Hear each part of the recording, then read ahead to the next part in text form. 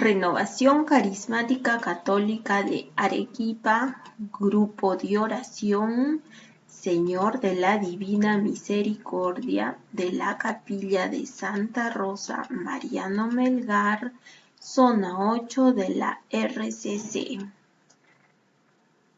Hoy día, lunes 26 de octubre, vamos a reflexionar sobre el Evangelio de San Lucas, capítulo 13, versículos del 10 al 16. Para eso pedimos la ayuda del Espíritu Santo, que nos enseñe su palabra, que nos instruya y sobre todo que nos dé la sabiduría y docilidad para ponerla en práctica. Versículo 10. Enseñaba un sábado en una sinagoga.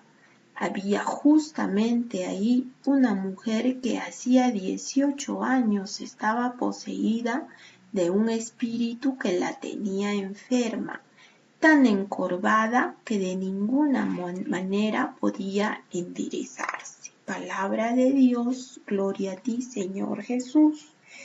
Este pasaje bíblico se desarrolla en un día y un lugar sagrado, el sábado, día de descanso dedicado a Dios entre los judíos, y el lugar es la sinagoga, que es donde los judíos acudían a escuchar y reflexionar la palabra de Dios, o lo que en ese tiempo se conocía como Torá.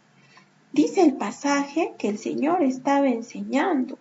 Seguramente que ya se hizo la lectura de la Escritura y Jesús está ejerciendo su ministerio de maestro. Pero esta vez el Maestro Jesús va a enseñar no solo con palabras, sino también con hechos y con obras.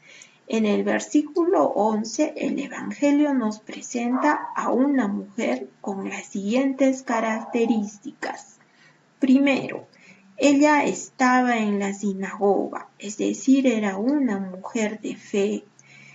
Segundo, dice que hacía 18 años estaba poseída por un espíritu de debilidad. Eso quiere decir que padecía una enfermedad. Y 18 años es un largo periodo de tiempo.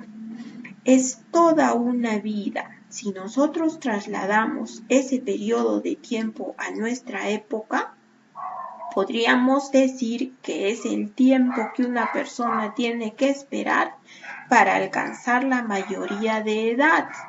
Ella padeció por muchos años aquella enfermedad, aquel encorvamiento que señala el Evangelio.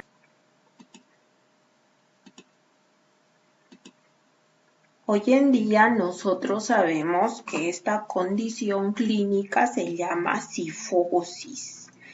Pero, ¿qué implicaba esta situación de encorvamiento en la mujer del Evangelio?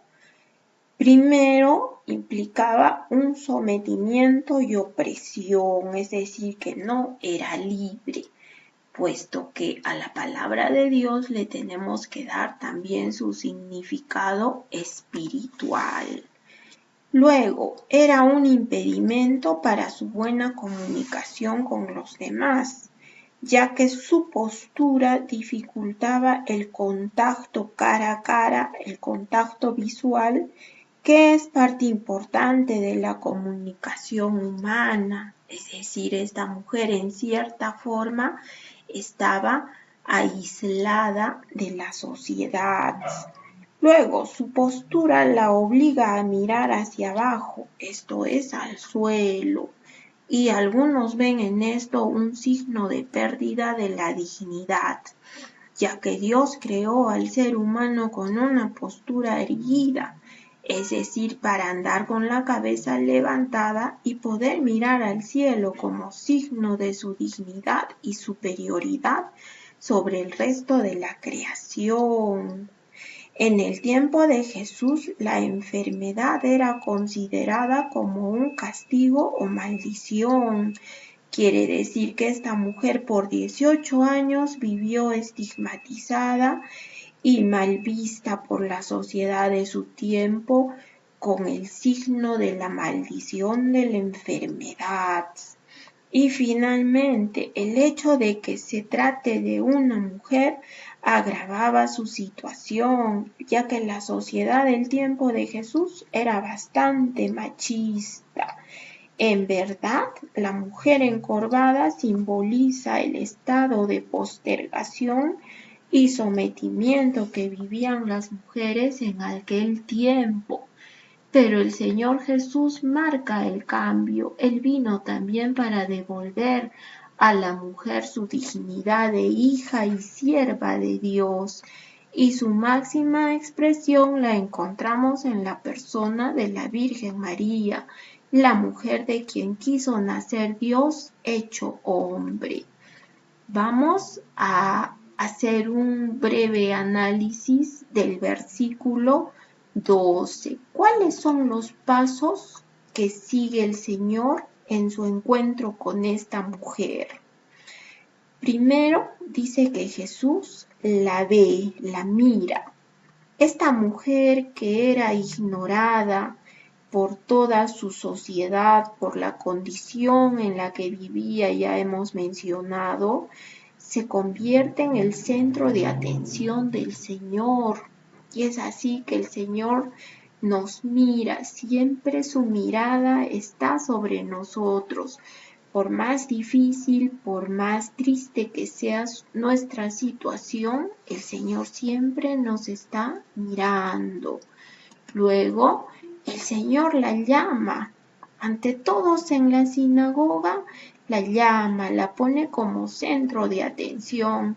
Esto quiere decir que Jesús nos pide que los más vulnerables, los más débiles, tienen que ser el centro de atención de todo camino de fe, de todo lugar donde se mencione el nombre de Dios o se proclame su palabra. Luego el Señor le dijo, mujer, queda libre de tu mal. Cuando el Señor le dice mujer, la llama mujer, significa que le reconoce la dignidad de ser junto con el hombre la corona y expresión más perfecta de la creación de Dios. El hombre y la mujer en un plano de igualdad y complementariedad en los planes de Dios desde los primeros tiempos de la creación. El Señor al llamarla mujer le está recordando esa condición de dignidad, de ser la creación perfecta de Dios Padre. Y luego el Señor la declara libre, es decir, la mujer recupera su dignidad, su salud, es libre de toda opresión, de todo estigma.